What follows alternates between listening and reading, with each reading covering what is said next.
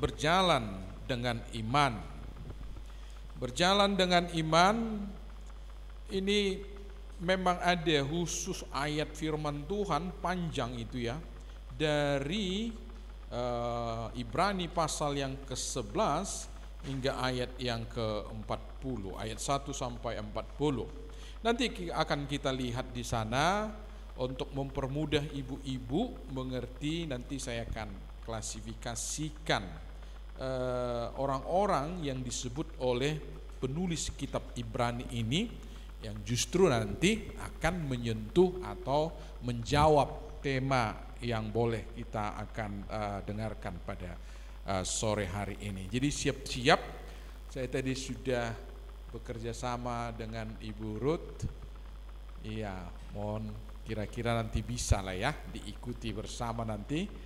Lalu memang harus diperhatikan ayat-ayat yang dimaksud nanti. Jadi kalau saya katakan kita baca bersama, antusias membacanya kuat-kuat.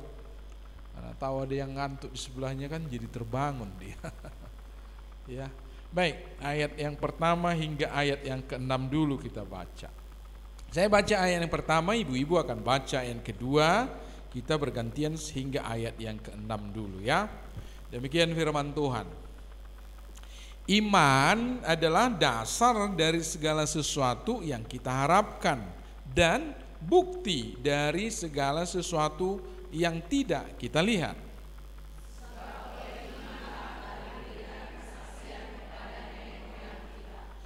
Karena iman, kita mengerti bahwa alam semesta telah dijadikan oleh firman Allah. Sehingga apa yang kita lihat telah terjadi dari apa yang tidak dapat kita lihat.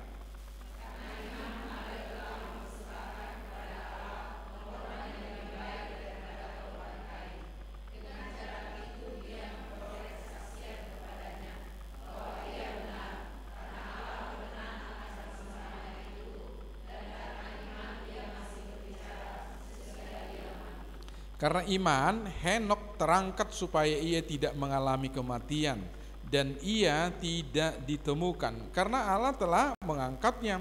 Sebab sebelum ia terangkat, ia memperoleh kesaksian bahwa ia berkenan kepada Allah. Ayat 7 bersama-sama kita baca, 3 ya.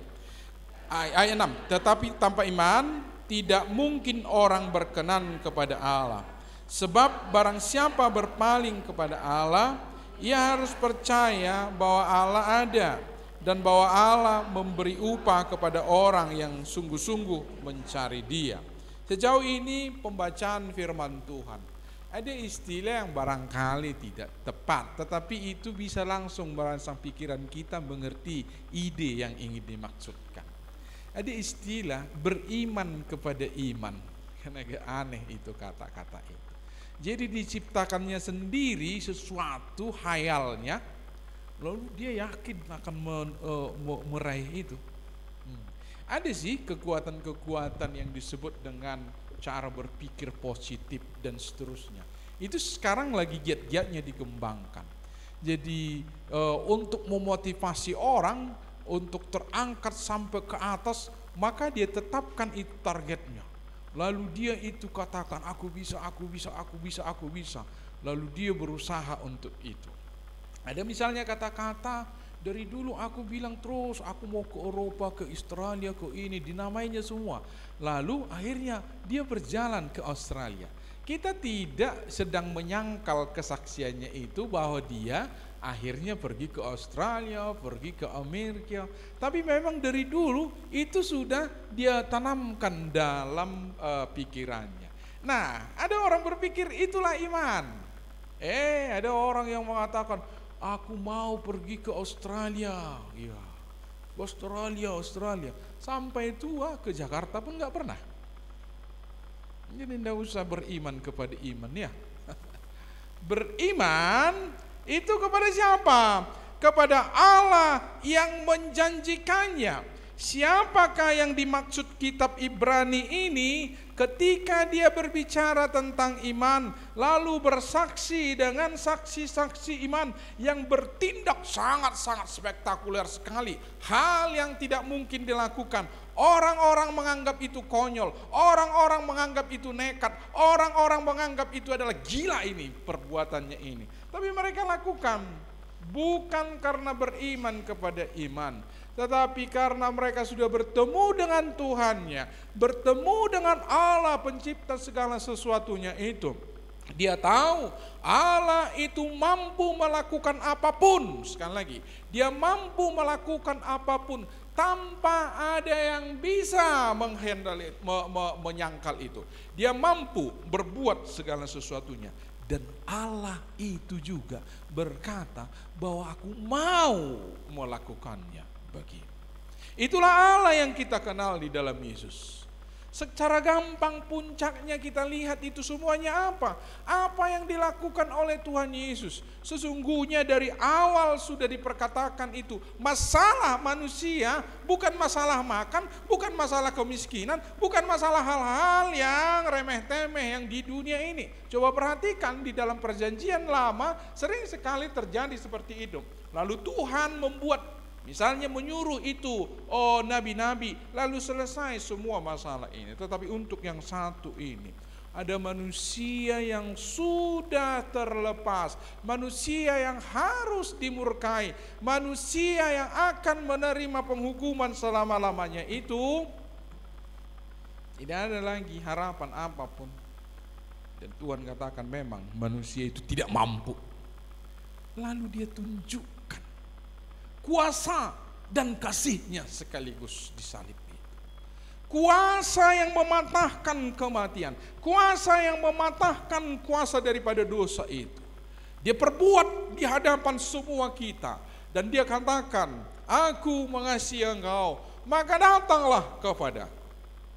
Di dalam Roma pasal yang ke-8 disebut, kalau anaknya sendiri diberi, Yesus maksudnya, bagaimana mungkin? Nah, begitu cara Paulus.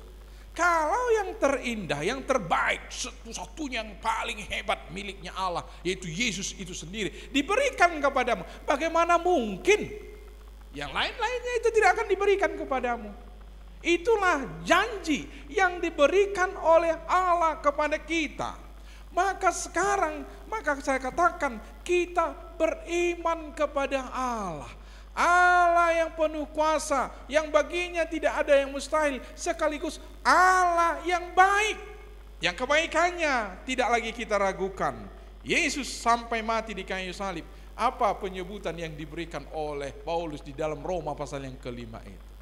Dia mati ketika kita masih berdosa, bukan ketika kita sudah baik, bukan ketika kita sudah hebat sekali, kudus sekali hidup kita, enggak. Untukmu pendosa pun aku mati. Lalu dua itu selalu pikirkan. Saya sering menekankan ini. Ingat, Allah kita itu sekaligus Allah yang maha kuasa, yang baginya tidak ada yang mustahil, sekaligus juga Allah yang mengasihimu, menganggapmu sebagai anak.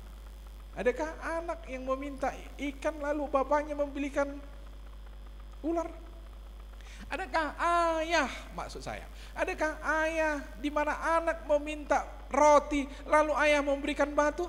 Enggak lah, engkau anak yang kukasihi, yang sampai darahku pun kucurahkan bagimu. Kepada orang-orang seperti itu, lalu penulis kitab Ibrani ini berkata, inilah iman itu, ayat 1. Ayat 1 dikatakan, iman adalah dasar dari segala sesuatu yang kita harapkan dan bukti dari segala sesuatu yang kita lihat. Memang belum terlihat oleh panca indera kita, memang belum terlihat secara nyata kita pegang apa yang dijanjikan oleh Tuhan. Tapi iman kita harus berkata, itu pasti kurai, itu pasti kudapat. Kenapa? Allah yang menjanjikan itu dapat kamu percaya. Dia tidak pernah engkar dalam dirinya, karena itulah Allah yang sesungguhnya. Dia akan menepati janjinya. Allah yang setia. Kolose itu berkata, kalaupun kamu tidak setia, dia tidak mungkin tidak setia, karena dia Allah, karena dia tidak bisa memungkiri dirinya sendiri. Allah yang berjanji itu ketika dia mengingkarinya, dia bersalah, maka tidak ada lagi Allah. Apakah mungkin begitu? Allah berbohong? Kata kitab Kolose, enggak. Dia dalam dirinya sendiri tidak akan mengingkari janji-janji. Lalu kalaupun kita tidak lihat, kata penulis kitab Ibrani, kalaupun belum kita sentuh, kalaupun kayaknya tidak ada alasan untuk berharap. Tapi aku berharap, kata Abraham, tidak ada. Semua kalkulasi kita sepertinya udah tertutup. Kalau ini gak mungkin lagi. Ini pun kita lakukan, udah terhambat oleh ini. Komplikasi. Oke lah, dari sinilah kita masuk. Udah ada nanti masalah yang menghalanginya. Itulah batas-batas pikiran kita. Tapi kalau Allah, adakah hal yang demikian? Tidak ada. Bagi dia tidak ada yang demikian. Itu yang perlu kita percayai dulu. Bagi Allah tidak ada yang mustahil. Kalau orang Batak dulu suka kali saya bilang, dangarong nasotar patupa kai cakap karo ini kalak karo jeda kai.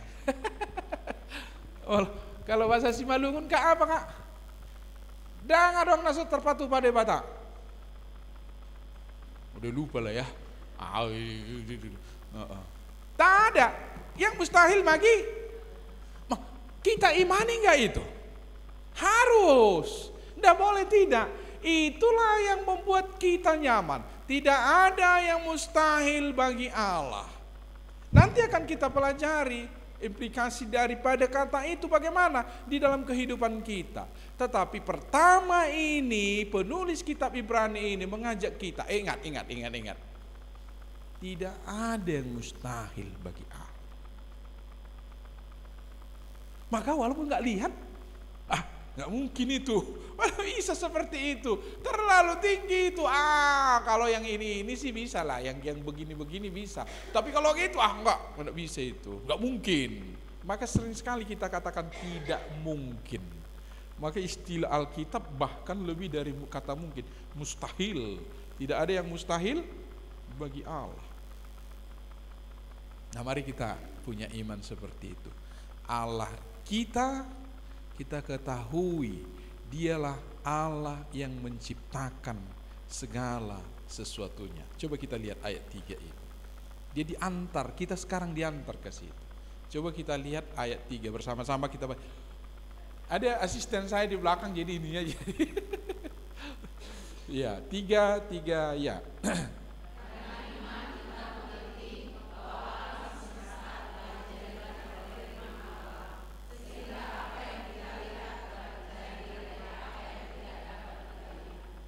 Perhatikan itu. Coba lihat semua alam semesta ini. Nanti sampai yang kecil kita lihat dulu. Tahu kita bintang di dunia ini berapa? Triliunan. Matahari itu hanya salah satu dari bintang. Jadi matahari itu bintang. Tergolong bintang itu. Jadi itulah di dalam tata surya kita ini matahari sebagai sumber energi utamanya. Maka itu matahari terbuat. Jadi matahari itu salah satu bintang itu nama bintang. Ya Bu ya? Berapa banyak? Triliunan. Kok triliunan? Iya. Kita Mazmur bagaimana Tuhan menciptakan itu? Dinamainya lah bintang-bintang itu, maka jadilah demikian. Perhatian. Dinamai. Dinamai. Kecepatan namanya berapa? Luar biasa cepatnya itu. Kalau kita terima 6 hari, walaupun saat ini barangkali perlu kita 6 hari, bayangkan berjadilah bintang-bintang itu semua. Jagat raya ini. Jangan dulu lah terhadap yang langsung yang besar-besar kali ya kan, yang makro ya kan. Sekarang masuk dulu kita yang mikro. Kita, tubuh kita ini ajaib enggak ya? Ajaib lah. Ajaib. Tadi saya pergi ke tempat yang meninggal, ada saudara meninggal. Lalu berbagilah, tap. Kasihlah sasang. Maksud saya memberitahu baru makan sasang saya. Iya kan? Itu di dalam sasang itu, nah lah halasnya dan yang lain udah tahu lah. tapi kita masuk sedikit yang lebih jelimit. Protein-proteinnya, nitrogennya kan semua ada itu ya. Ya ibu guru biologi di sini. Nggak ada kali ya. Udahlah, kita aja yang bicara. Yang masuk nitrogennya ke sini, kira-kira otak saya perintahkan nggak itu? Enggak lah kan? Masuk ke sini supaya agak-agak berkembang sedikit otaknya Pak Ramlan ini, dibuat dulu sedikit ini. Jangan tell me terus katanya, pelupa kan? Siapa yang ngatur itu? Jangan dulu Tuhan dibilang, siapa yang ngatur? Oh enggak, tubuh kita ada namanya metabolisme kita. Mana kita perintah itu? Ibu perintah, makannya aja gitu. Maka mau profesor makan sasang sama orang yang nggak sekolahan sama aja fungsinya nanti dalam tubuhnya kan? Karena Tuhan sudah membuat tubuh kita ini luar biasa. Tangan kita ini dikontrol otak nggak? Iya. Kalau disuruh otak gerak. Ada bagian tubuh kita yang tidak diperintah otak. Tahu? Jantung. Dia bergerak terus, nggak diperintah otak. Ya bahaya juga kalau diperintah otak itu. Malam-malam tidur, ngorok lagi ibu-ibu. Lupa dia, otakmu memerintah jantung. Ya, di sound meridian lah kan. Dia bergerak terus. Diperintah otak enggak jantung kita? Enggak. Lain dengan tangan saya. Diperintah otak. Ada yang hampir diperintah dan tidak. Nafas masih bisa. Tapi dia dipaksa untuk tidak bisa diperintah otak. Tahanlah napasmu. Berapa menit? 2 menit kayaknya dipaksa. Keluarkan aku. Iya kan? Betul enggak? Hirup. Enggak. Betul enggak? Maka belum pernah ditemukan orang bunuh diri tahan nafas sendiri. Enggak bisa. Searching lah. Ada enggak orang menahan diri? Aku tidak bernapas mau bunuh diri aku. Enggak bisa. Kayaknya ada memaksa. Siapa yang memaksa itu? Tuhan atur tubuh kita ini sedemikian hebatnya. Sehingga semua kita bisa hidup, bisa tenang, makan walaupun kita tidak tahu itu apa itu dalamnya. Diurai nanti itu. Dalam tingkat tertentu racun pun sebenarnya dibuang itu. Ada pembuangannya itu. Di ludah kita ini sudah diproses. Siapa yang buat itu? Ibu pikir-pikir dulu. Waktu baru mau lahir, ku buatlah dulu perlengkapan. Dari situlah kita tahu beriman Allah itu memang luar biasa sekali. Luar biasa sekali. Tangan kita ini dikontrol oleh otak kita. Kalau tidak, susah Bu yang di samping ibu. Pupak. Gak bisa ditahan. Pupak. Tanganmu gak tahu aku kayak mana ini tanganku ini. Iya kan? Susah gak? Susah. Tuhan buat boleh dia teratur. Masa bisa dipertanggungjawabkan? Dicucuk, nggak tahu aku, tanganku aja yang pergi ke sana.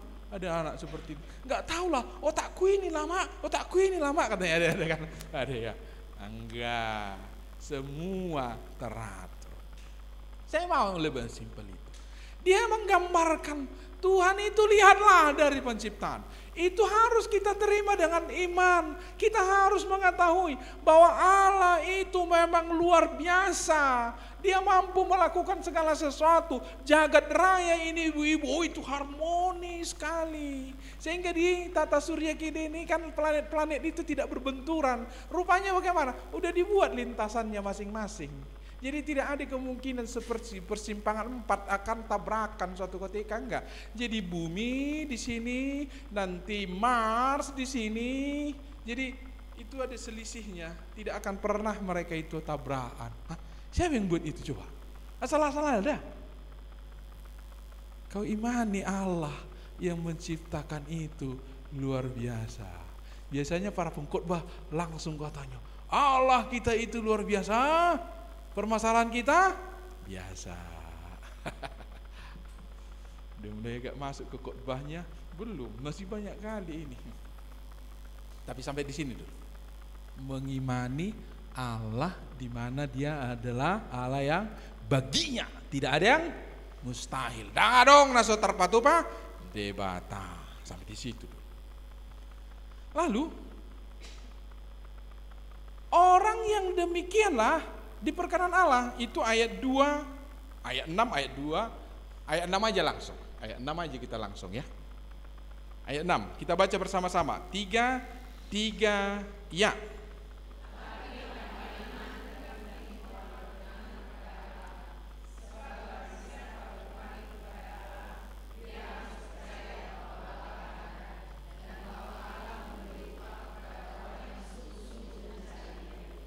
Maka di samping sekarang ini kita menentang orang-orang ateis, tapi di barat sana berkembang prinsip seperti ini. Mereka tidak mengatakan Allah tidak ada, tapi mereka juga tidak mengatakan Allah ada. Nah sekarang begitu. Karena apa? Kami nggak bisa buktikan. Tuhan berkenankah kepada orang? Tidak. Jadi kamu harus tahu bahwa Allah itu ada. Allah itu maha kuasa. Allah itu telah memperkenalkan dirinya. Di dalam kitab Roma dikatakan pertama-tama dari alam ciptaan ini. Pasal 1, pasal 2 kitab Roma menceritakan itu. Harusnya manusia semua harus tahu ada Allah yang maha kuasa. Itulah pernyataan umum yang kita sebut itu. Melalui apa? Ciptaan ini. Bagaimana ciptaan ini bisa teratur? Bagaimana semua ini ada? Kalau tidak ada yang mengatur, kalau tidak ada yang menciptakan. Harusnya semua ada. Namun memang Paulus katakan, sepertinya dia berkata, hanya itu sangat-sangat tidak memadai. Harus ada firman yang akan datang ke dunia ini, yang jadi manusia, yaitulah Yesus. Ya, saat ini bukan itu topik kita. Tetapi sampai di sini penulis berkata, kamu harus percaya bahwa Allah itu ada. Kalau kamu tidak percaya itu, mau polos sekalipun kamu, ya karena aku nggak tahu kau ada, ya begitulah. Aku sebenarnya tidak sedang menolak engkau, nggak perlu. Aku tidak berkenan. Karena apa? Ada pernyataan melalui Alkitab ini, firman Tuhan ini berkata, aku ada. Harusnya kamu bisa melihat alam semesta ini, ciptaan ini. Melalui itu semua harusnya kamu percaya. Sekarang kita diperkenalkan dengan iman di dalam Yesus Kristus lebih jelas lagi. Pencipta segala sesuatunya itu datang untuk menunjukkan kasih-Nya. Lalu kita lihat contoh pertama orang yang beriman. Menarik, itu ayat 4. Kita baca bersama-sama. Di sini aja. Di sini aja. 3 ya.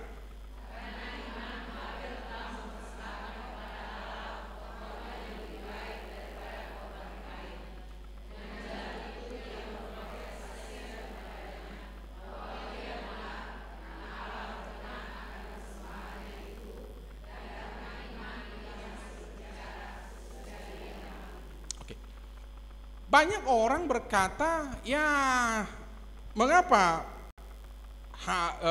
dalam hal ini Kain dan Habel ini ceritanya yang pertama tentang persembahan. Ada orang mengatakan begini, ya mereka lah memang anak pertama. Tetapi kalau kita lihat kitab Kejadian, dari pasal 3 ke pasal 4, barangkali bisa cara berpikir kita berbeda. Tapi itu nanti saja. Walaupun itu orang yang pertama, tetapi bukan itu yang mau ditonjolkan. Tahu, beriman itu adalah apa? Ada hubungan kita dengan Tuhan, yang dalam saat itu diwujudkan dalam bentuk persembahan. Kain kira-kira apa? Kenapa enggak terbaik diberikan? Mungkin Kain, ada atau tidak ada ini Allah ya. Jadi ada orang berdoa, spekulasi, atau memanggil lah seseorang. Dia udah terdesak di sini ya kan, dia di atas. Oi, yang di atas, tolong aku. Belum tentu saya tahu bahwa dia itu ada. Cuma spekulasi saja. Kalau ada, lumayanlah menolong saya. Kalau tidak ada, ya nggak apa-apalah. Spekulasi namanya ya kan. Jadi dia berdoa. Tuhan, mana tahu seperti yang disaksikan Ibu Lydia itu, ada Tuhan itu, ya beruntung aku pas ditolong. Tuhan itu tahu. Kain juga mempersembahkan kok. Tapi mengapa Habel diterima? Lalu dia katakan di situ, karena hati Habel benar. Maka waktu dia, ini lagi disetir hamba Tuhan ini, karena persembahan Habil adalah binatang, lalu dikait-kaitkan soteriologi, ya kan? Yesus harus dikorbankan nyawa. Nah, sesungguhnya kalau kita teliti dengan baik, tidak ada istilah itu dipakai. Karena Kain mempersembahkan apa? Apa yang dipersembahkan? Gandum. Karena dia adalah seorang petani. Ya wajar lah, emang salah. Lalu dikaitkan dengan soteriologi biasanya, persembahan yang benar itu harus binatang. Nggak ada dia cari kok mereka itu, masa disalahkan Tuhan? Persembahanmu harus binatang ya, supaya aku berkenan. Nggak ada itu, bukan itu. Tapi dia memberi yang terbaik.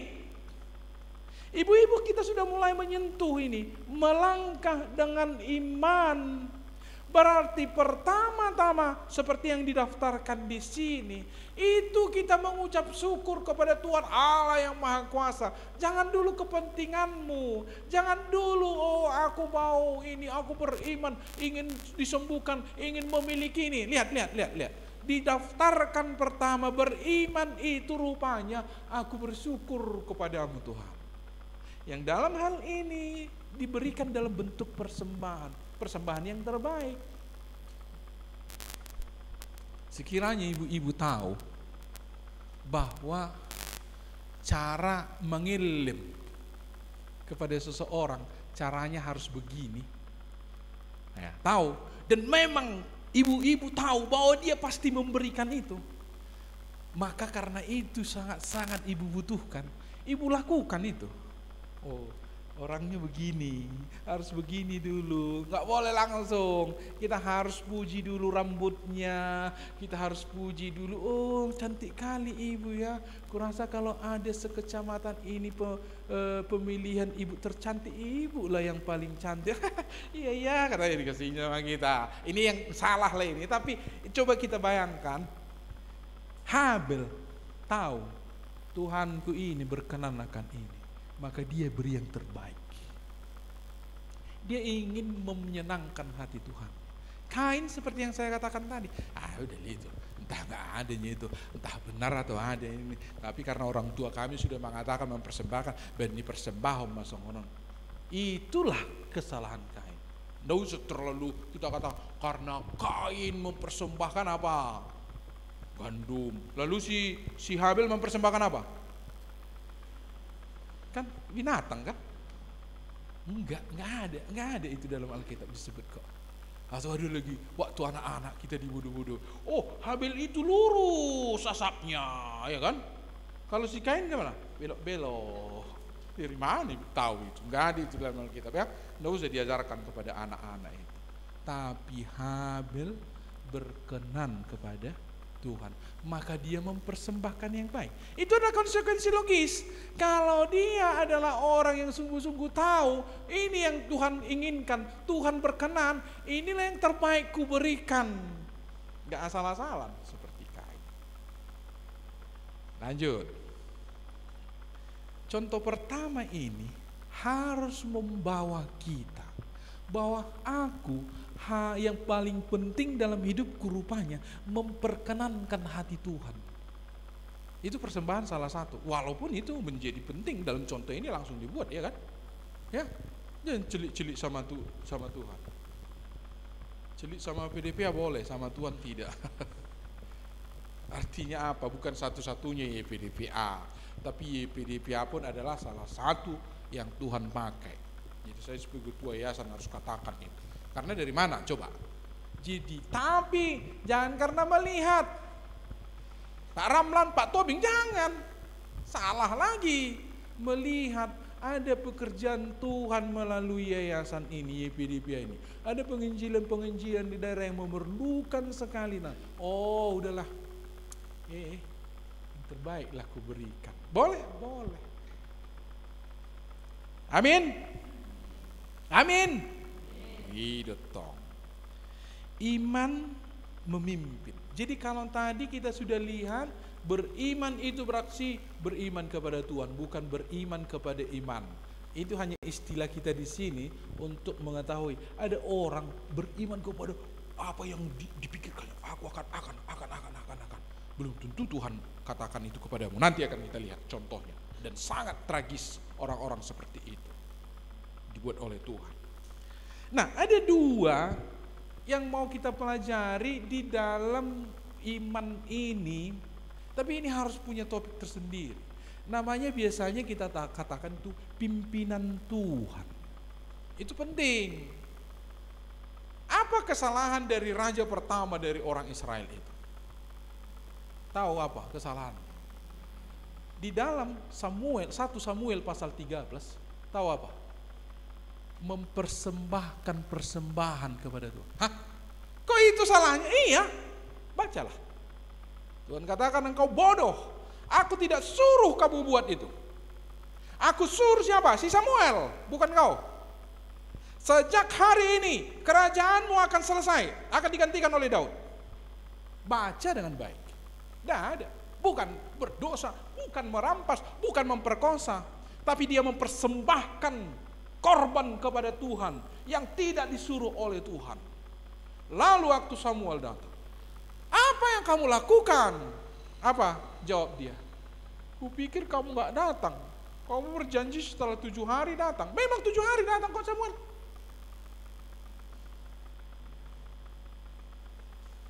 Jadi takutlah aku. Semua orang Filistin sudah mengepung kami. Nanti mati kami belum memberikan persembahan kepadamu. Apa kata Samuel jawab dia? Bodoh kau.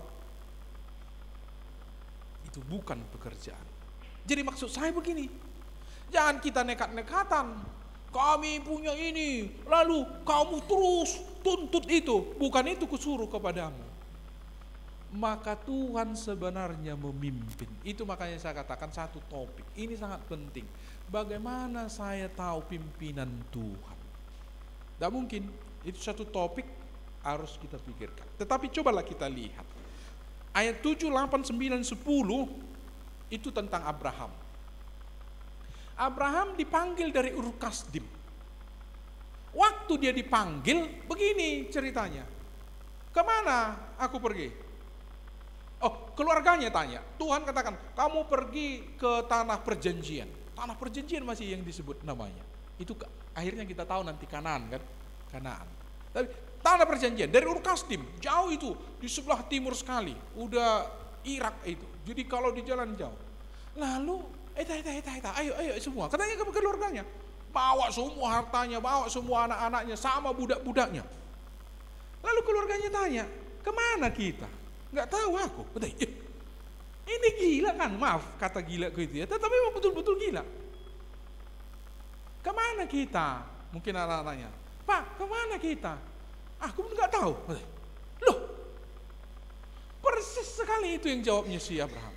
Tapi karena Tuhan yang memimpin, maka aku pergi. Luar biasa itu. Jadi sangat penting mengerti pimpinan Tuhan. Jangan nekat-nekatan. Ayo ke sana semua, jual ini semua harta kita ini. Kita pergi ke Belige. Pertanyaannya, memang itu Tuhan pimpin? Kamu ke Belige lah, aku mau nyesal. Mananya Tuhan ini, udah pergi aku ke tempat Belige ini. Enggak lah, ya enggak kusuruh kau ke situ katanya. Bisa mengerti maksud saya? Nah itu satu topik.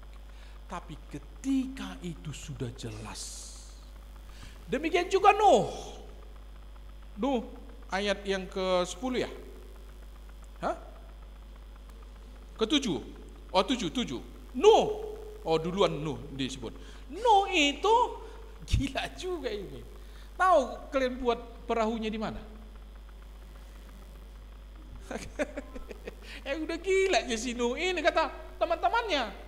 Masa buat perahu sebesar itu di atas gunung? Ngasih Nuh. Yang ianya keluarganya semua mangguk-mangguk. Untuk apa ini, Pak? Datang paromennya.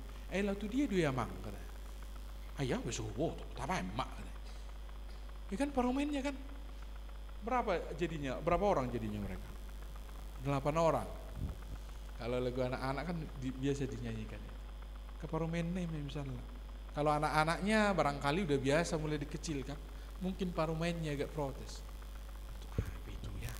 Kata Tanya sama suaminya, homa menukus si medua mau bisowo, kata anak-anaknya. Diberanaikan paromennya nih, Amang, maaf lah dulu ya, ini untuk apa ini? Aku pun nggak tahu, katanya pula. Tapi Tuhan yang menyuruh. Itu harus sampai ada dalam kita. Tuhan yang menyuruh aku. Tuhan yang mengatakan ini kepada aku. Maka ketika kita lakukan itu melangkah dengan iman. Orang katakan bergunjing di sana sini. Kita tidak akan pernah undur.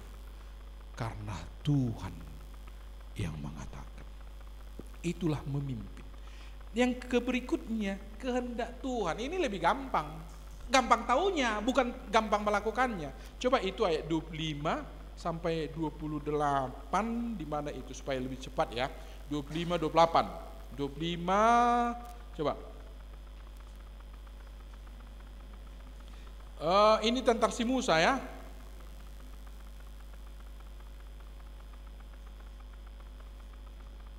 Di mana tentang dosa dia yang dilakukan di situ. 25 ya, 20. Oke lah, kita baca aja mulai 25. 3 lebih cepat, agak cepat ya. 3 ya.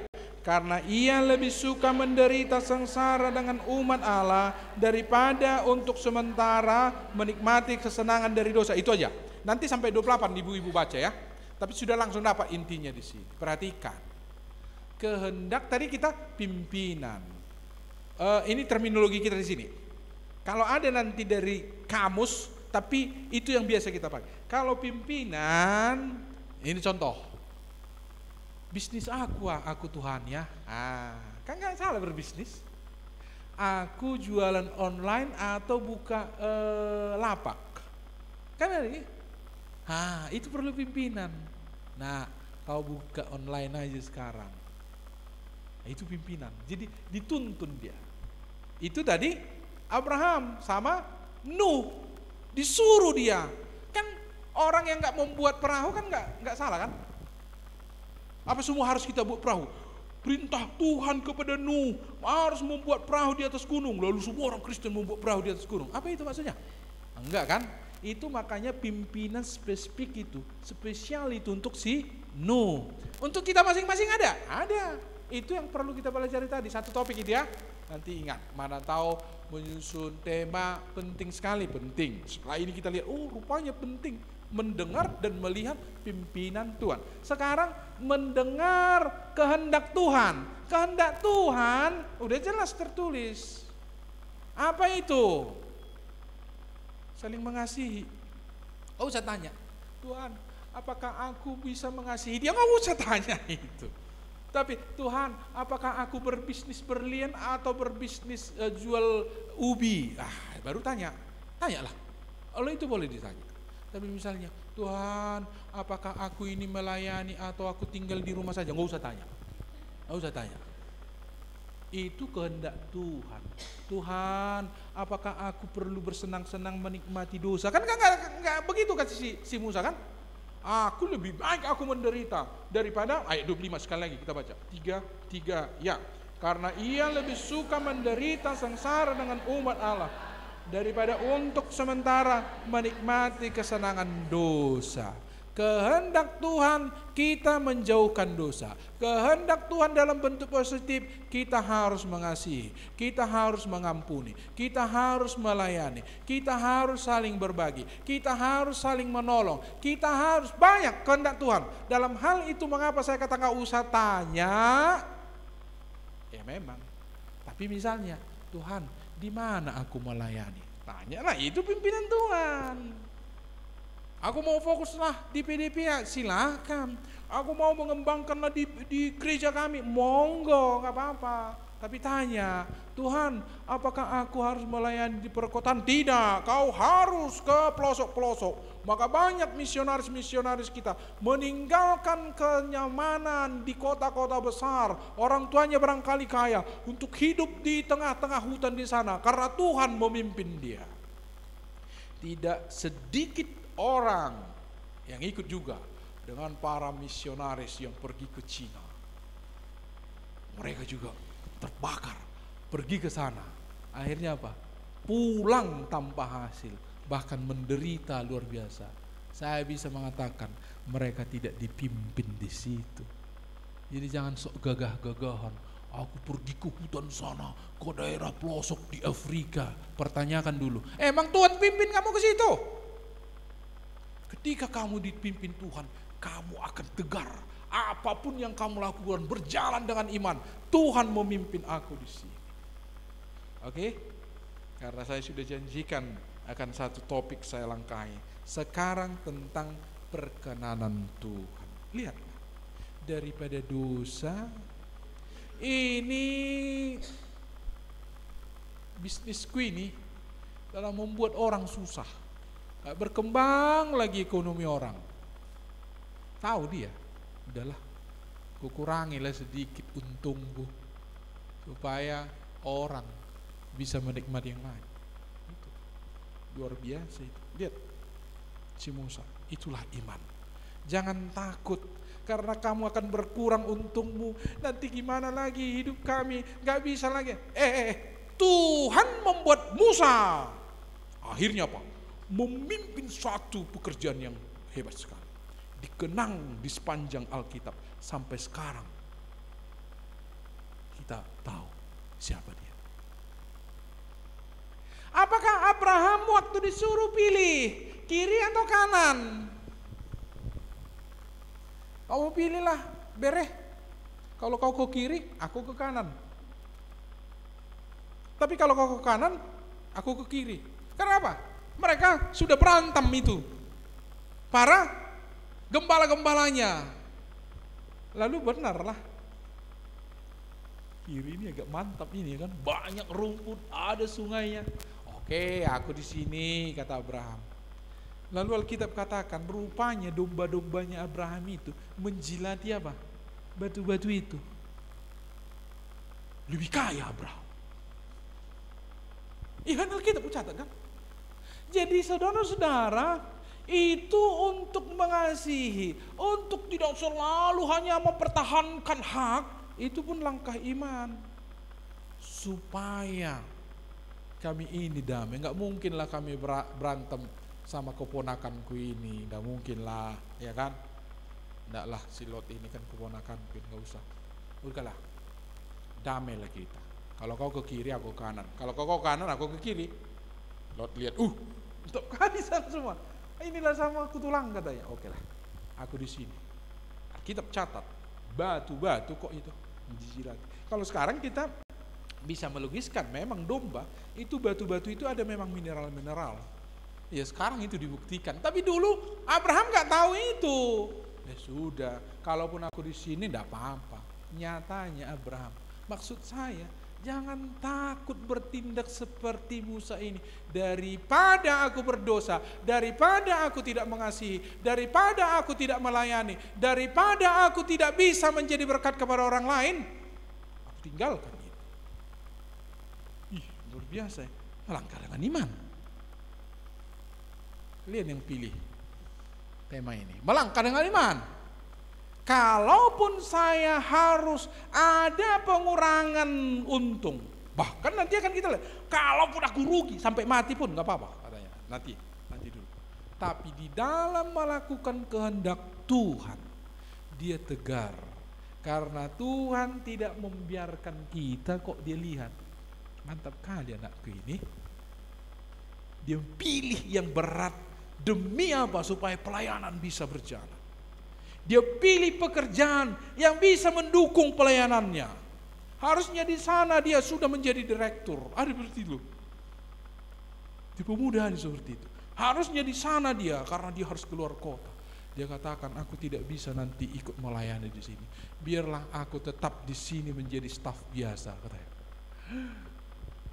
Saya terenyuhlah orang-orang seperti itu. Mantap, saya bilang. Apa Tuhan biarkan dia gitu? Enggak lah. Tuhan tahu demi pelayanannya, demi kerajaannya, dia telah meninggalkan kenyamanan dan kesenangan. Pada saatnya Tuhan akan bertindak. Amin. Amin. Jangan takut melakukan kehendak Tuhan. Nanti kalau kuampuni dia, menjadi orang yang terus-teruslah dia disakitinya aku. Ampunilah, ampunilah. Nggak usah tunda-tunda lagi, ampuni aja. Nanti jadi mengkek dia, biar aja mengkek dia. Nggak urusanmu itu, ampuni aja. Amin. Gitu. Kehendak Tuhan nggak boleh ditawar-tawar. Oh, udah, Tuhan sakit kali hatiku, apakah aku harus mengampuni dia? Jangan tanya lagi. Tuhan sakit kalinya hatiku, tapi karena Engkau udah kuampuni dia. Lihat berkat mengalir di situ. Tuhan akan kata, wih, inilah kita meniru Yesus. Sekalipun dia kita sakiti, aku ampuni engkau, kata Tuhan Yesus. Iman membuat yang tidak mungkin menjadi mungkin. Ini barangkali yang sangat kita harapkan. Ada Sarah, umur berapa Sarah? Udah tua, di situ lah begini. Di sini dibilang udah tua, udah mati, udah monopos, udah lama pun monopos. Tapi karena mereka percaya, coba kita lihat itu ya, ayat yang 11 sampai 12 itu sih. 33 sampai 39.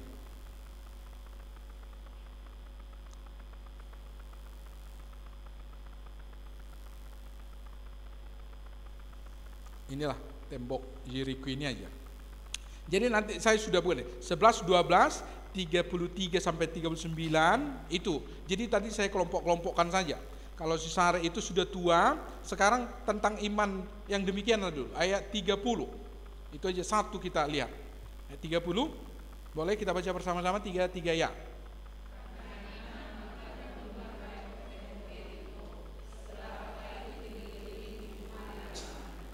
Menurut orang-orang yang survei terhadap kota Yeriko ini, itu temboknya sampai bisa dijalani kereta berkuda. Jadi kereta berkuda memang agak mirip sebesar mobil lah. Mungkin lebih besar sedikit. Mobil-mobil yang agak lebih besar ya, lebih besar. Mungkin kan mobil-mobil yang lebih kecil untuk ibu-ibu, mungkin mobil-mobil bapak-bapak lah. Enggak kepala sebesar truk, tapi itu lewat, bahkan bisa berpapasan. Bisa bayangkan tembok seperti itu? Itu yang runtuh. Jadi harus bisa berjaga. Jadi itu minimal mungkin seperti tembok Cina sekarang. Bisa bayangkan ya, tembok Cina yang panjang itu. Agak mirip seperti itu. Itu tembok yang dimaksud. Jadi kalau misal dibanting pakai martil besar, belum tentu runtuh itu. Ini caranya aneh, kelilingi aja. Mungkin para serdadunya kan ada pos-pos penjagaan itu dari ketinggian. Iya, kejototon katanya. Dari atas, ya kan? Mungkin aja. Waktu dilihat keliling 1 hari, hari kedua, hari ketiga, hari keempat, hari kelima, hari keenam, hari ketujuh, 7 kali sekaligus. Runtuh. Apa yang tak mungkin kamu pikirkan, kalau Tuhan suruh lakukanlah. Ada yang bergumul dengan bapak-bapaknya, anak-anaknya. Hari ini kita diajar, apa yang harus kulakukan Tuhan, akan kulakukan dengan setia. Mereka setia, berkeliling 7 kali kata Tuhan, 7 kali. Maka firman Tuhan katakan, seperti yang diperintahkan Tuhan. Itu istilah yang dipakai. Mereka melakukannya seperti yang diperintahkan Tuhan.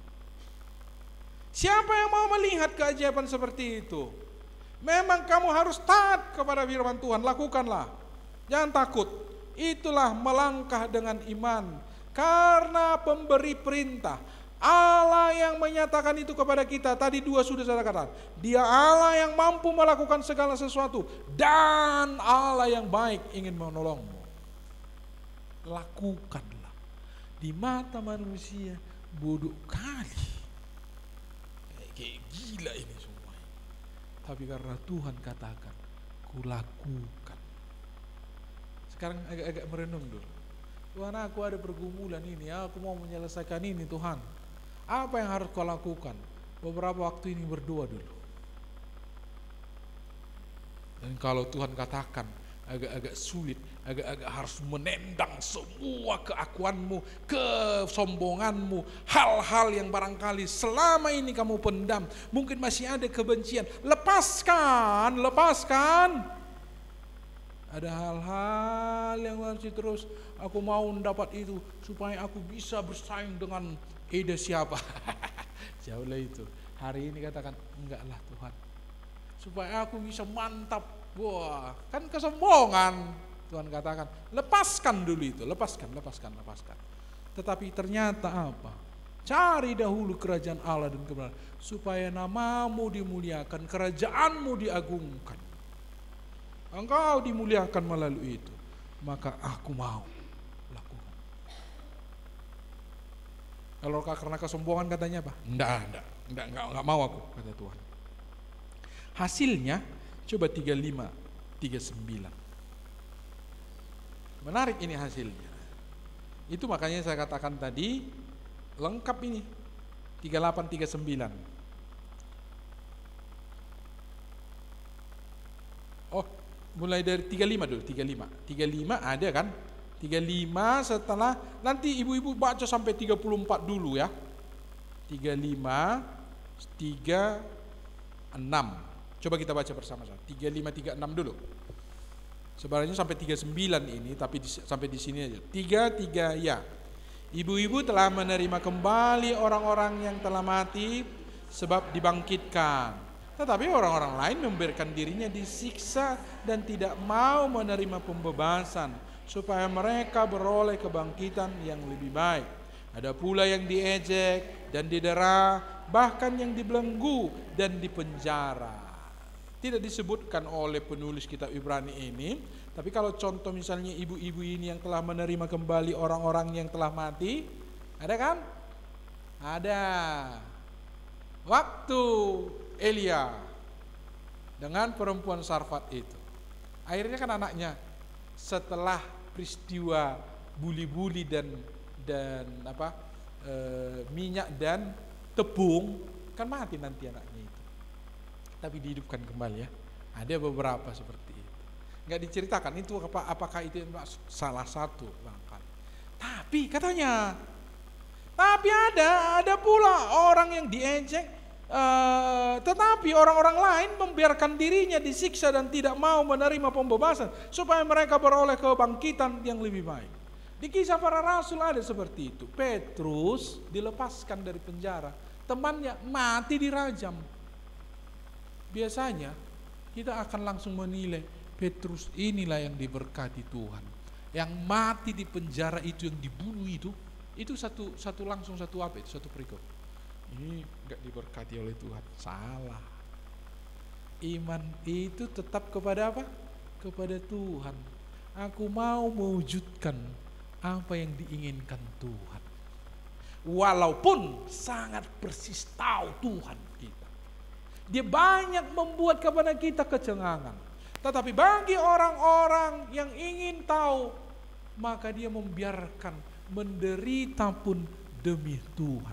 Saya hanya ingin menggarisbawahi di sini.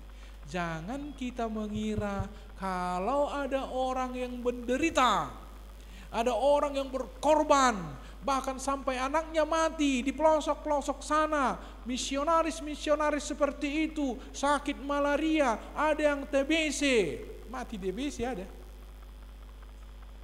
Gak diberkati Tuhan lah itu, siapa bilang? Mati di Afrika sana, maka darah martir itu yang menjadi bibit Injil, banyak orang yang menjadi percaya. Ibu-ibu, barangkali bukan tidak seperti ini. Ini semua hampir rata-rata adalah orang-orang yang menyebarkan firman Tuhan. Ibu-ibu yang dihidupkan anaknya. Ada anak-anak yang bandel sekali sekarang. Aku mau Tuhan, anak itu hidup, datang kepada Tuhan sekarang ini. Nah ini, Tuhan mau. Ada ibu-ibu yang mendoakan. Supaya kita tidak menghakimi para hamba-hamba Tuhan hebat yang berkorban sampai sakit-sakitan, mereka terus menulis, terus memberitakan Injil. Mati. Lalu kita katakan berarti Tuhan tidak berkenan ya? Salah. Jadi hasilnya nggak perlu ibu hitung-hitung. Tapi Tuhan katakan, aku mau menolong engkau. Sampai bagian terakhir itu nanti, ada mereka ini apa? Sampai mati, disiksa, mereka dilempari, ayat 37 yang saya baca, digergaji, dibunuh dengan pedang, mereka mengembara dengan berpakaian kulit domba dan kulit kambing sambil menderita kekurangan, kesesakan dan siksaan karena iman. Siapa yang dipanggil seperti itu? Jangan takut. Anak-anak ibu-ibu yang dipanggil menjadi misionaris pergi ke sana, jangan takut. Tuhan memberi kekuatan dan berkat khusus kepada mereka. Jangan takut.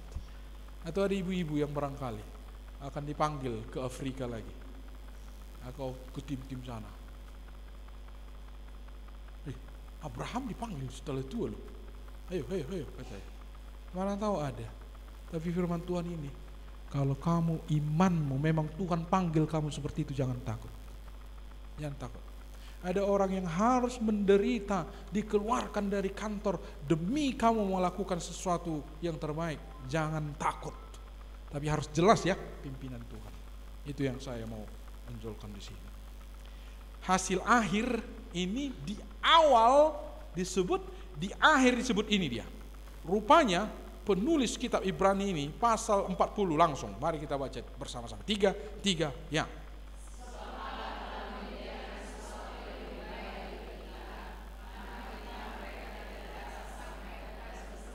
Kalau kita memperlihat ini mulai dari ayat 39 itu, mereka selalu menanti-nantikan satu rumah yang sudah dijanjikan dalam perjanjian lama, walaupun penggambarannya mungkin saja tidak sempurna apa yang kita miliki.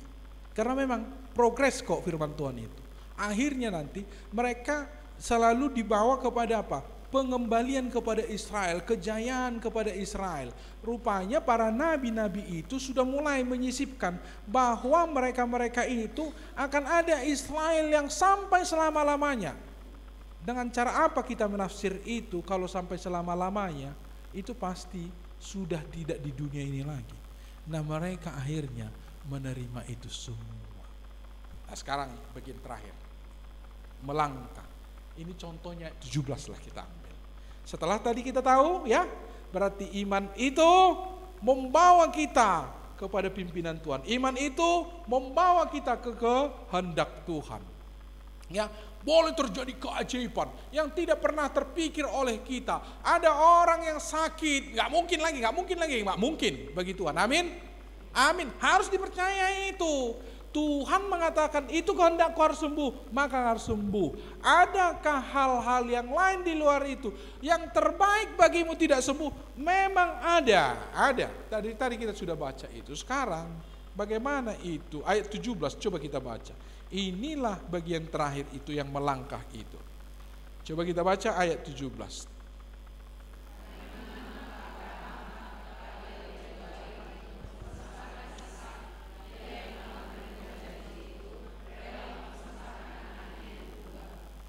Ayat 18 sampai 19 lah kita baca terus.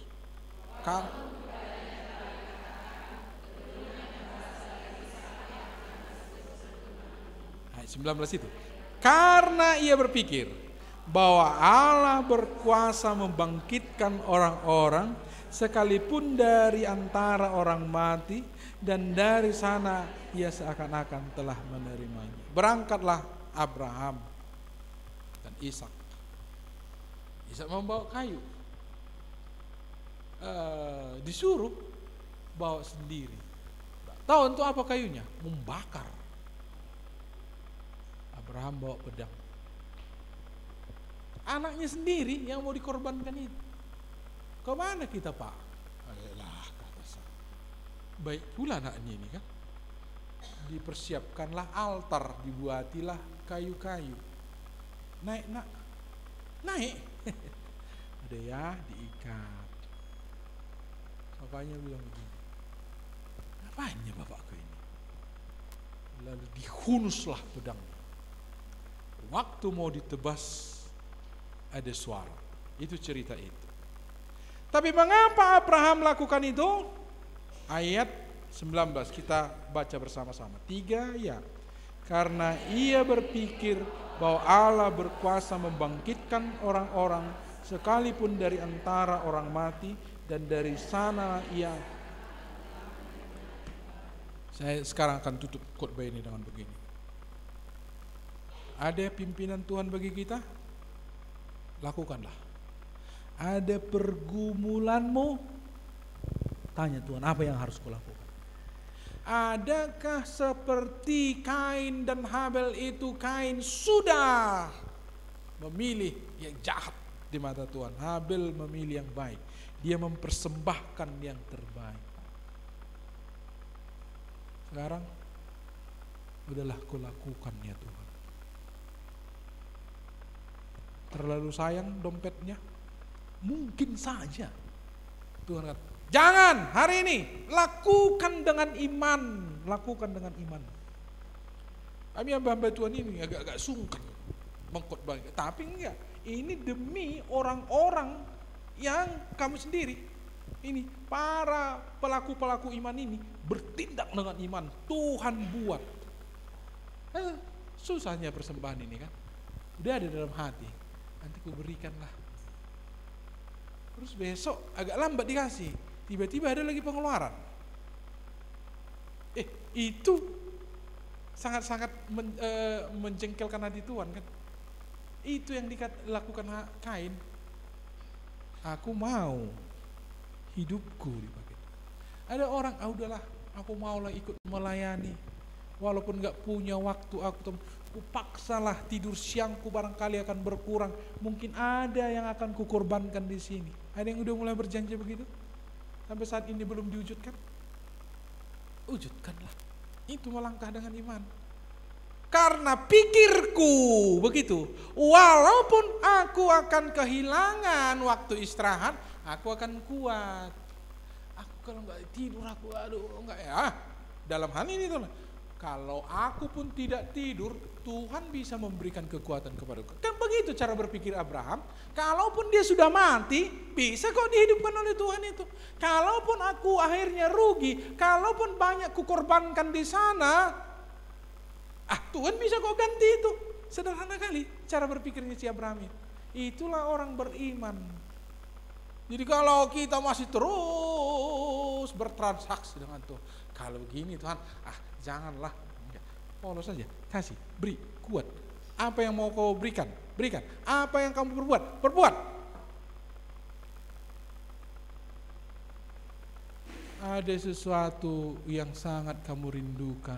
Tuhan katakan, iya, kamu anakku, tapi kamu ini masih terus menyimpan sakit hati. Selesaikan ya, bereskan ya. Udahlah, aku bereskan deh itu. Nggak taunya bagaimana? Diulangi lagi kesalahan yang sama kita. Aduh, udah mau kuampuni ya repeat. Toh juga seperti dia. Nah hari ini dikatakan, pas memang waktu itu. Kalaupun itu akan kualami lagi, Tuhan bisa membuat cara yang lain. Jadi hal itu bukan langkah iman. Kamu ingin mempersembahkan persembahan, bukan langkah iman. Ada orang yang belum sampai saat ini bisa memberikan perpuluhannya. Bukan langkah iman. 100% aja kurang. Apalagi sudah 90%. 90% itu kan udah kurang 10%. Tuk tak 100% ini habis semua. Bukannya ada tabungan. Nabi Abraham cara berpikirnya, kalaupun kurang, Tuhan bisa menambahkan. Kalaupun anakku itu mati, Tuhan bisa. Kita renungkan dulu sedikit-sedikit ini Ibu. Karena kalian sudah mengambil tema melangkah dengan iman, hari ini langkahkanlah. Saya tutup dengan satu peristiwa dalam perjanjian lama. Yosua, mereka akan membawa tabut perjanjian Allah melewati sungai Yordan. Lalu waktu mereka melangkah dari sana mas derapnya buta. ini adalah Sungai Yordan lagi meluap, bahaya loh. Sungai Yordan itu kalau lagi meluap itu, jangan kita kira kayak sungai-sungai. Itu sungai besar itu, meluap. Itu membahayakan. Langkahkan katanya, belum surut. Belum surut, betul-betul masih meluap. Pakai Alkitab itu masih meluap. Lalu mereka melangkahkan para pembawa tabut itu. Surut. Di situ surutnya. Jangan ibu-ibu kira selesai dulu lah ini baru aku mau berani. Langkahkanlah, maka surutlah katanya Sungai Yordan. Lalu mereka bisa lewat. Amin. Coba kuat dulu, amin. Ini perlu tindakan iman, berjalan dengan iman. Kiranya Yesus memberkati kita. Kita berdoa.